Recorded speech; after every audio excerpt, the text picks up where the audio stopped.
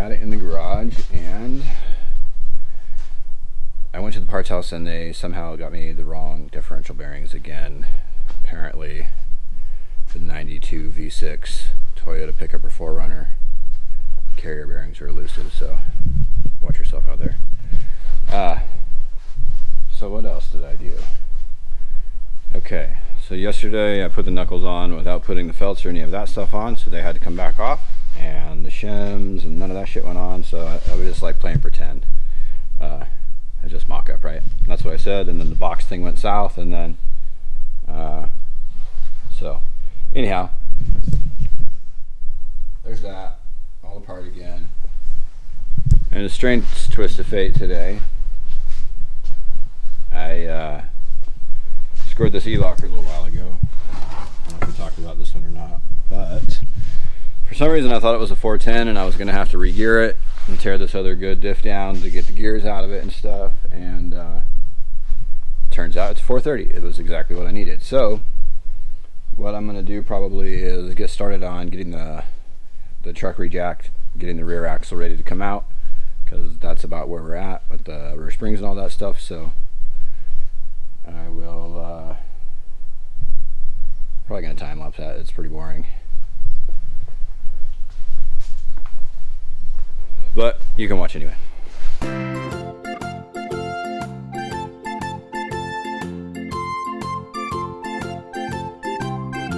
Like I said, this is relatively boring stuff. The axle's pretty easy to come out, just like the front one came out.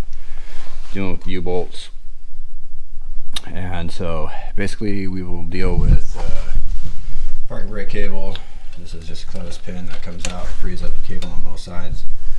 Unhook the proportioning valve, and where the e-brake hooks over on the far side there, and then the soft line and the shocks.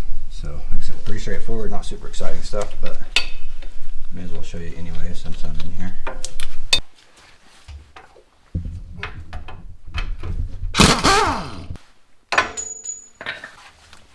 Alrighty then. Oh yeah, them good ones. Let's wrench that up and off.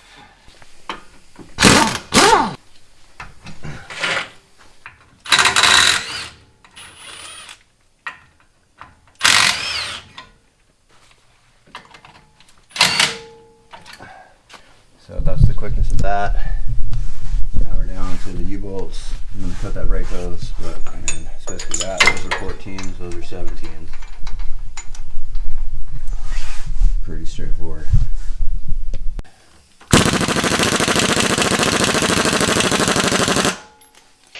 After spending way too long and not getting anywhere, Knob decided to just cut the U-bolts off with the zip wheel. Good stuff. I think the axle should come out. Let's see what happens here. It's either that or I'm gonna die.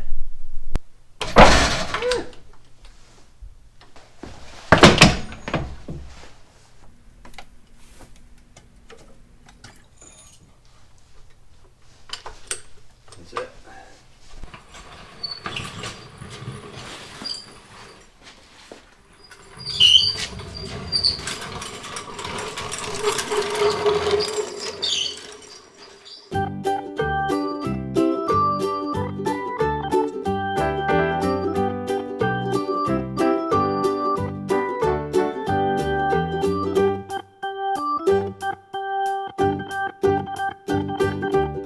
Like that, springs are on the floor. Thankfully these have been out. Sometimes this front pin sucked. It allows you have to cut them out if you live like in the Rust Belt, place like that. This is like a Cali truck, so the Cali, Arizona, high California plates, I guess. So thankfully everything came out relatively easily, which is nice. It makes you a nice productive day instead of the opposite of that. So I'm going to, I guess, get the shocks out of here, clean up my mess a little bit.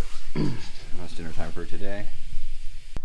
Okay, back at it. So we got the springs out, got them all apart, and then we noticed that the front pin in the rear in these trucks from 84 on uses this 14mm front solid pin bolt.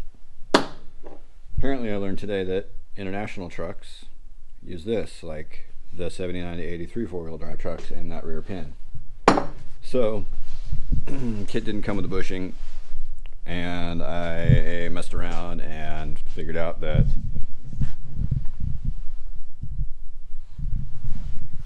the old springs have bushings. I'm just going to rob them, and then I'm going to get the springs in. So just a little note to you and Dobinson and whoever else that should be corrected. So everything's ready to go in, and I'm just going to start hanging it real quick.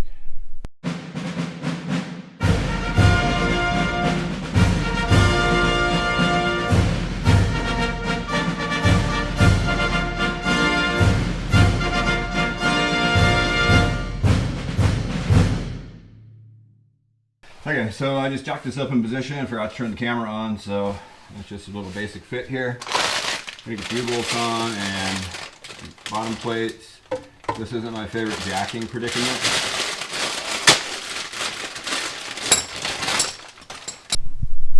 Like I said, with anything, there are special parts that we needed. Turns out the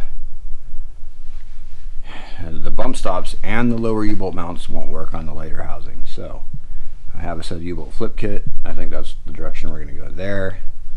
I wanted to get it off the kind of higher jacks and just get it down to a better, kind of more manageable level.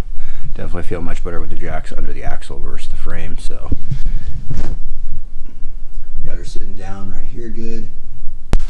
Fender gap is like 9.5 probably right there with the stock 265. You can see that that's not exactly, it would be a little bit lower than that. So this vehicle had 32s on it. I think that with the gearing and the motor, 430 and the 32, so I'm going to stay in the 31, 32 range depending on what looks right. Overall pretty happy with that. After I chased those bearings at the store for 3 days, I had a pile of my parts bin, so that was kind of stupid. But I guess that's it for today. This is what's in the back of the truck. So you can see like what that shackle angle is, excuse me. Just a little bit of sheet metal and stuff, so hopefully they won't totally clap out. But it looks to be pretty good, better than what I've seen out of the OME stuff. Normally the shackle angle is hanging the other way.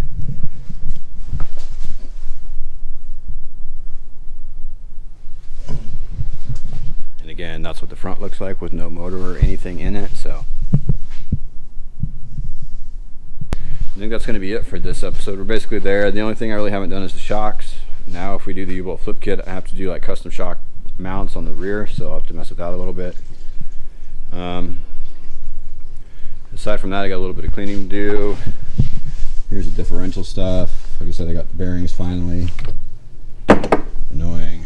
Cleaning up the seals so we can actually get the felts and rubbers on. And then I've been kind of on the fence about whether or not I want to do RCVs on this or not. I really probably should. So we'll see where that goes. On the next episode, Knob takes a road trip to pick up some parts for the truck and to enjoy the scenic views of Oregon. That's fucking awesome.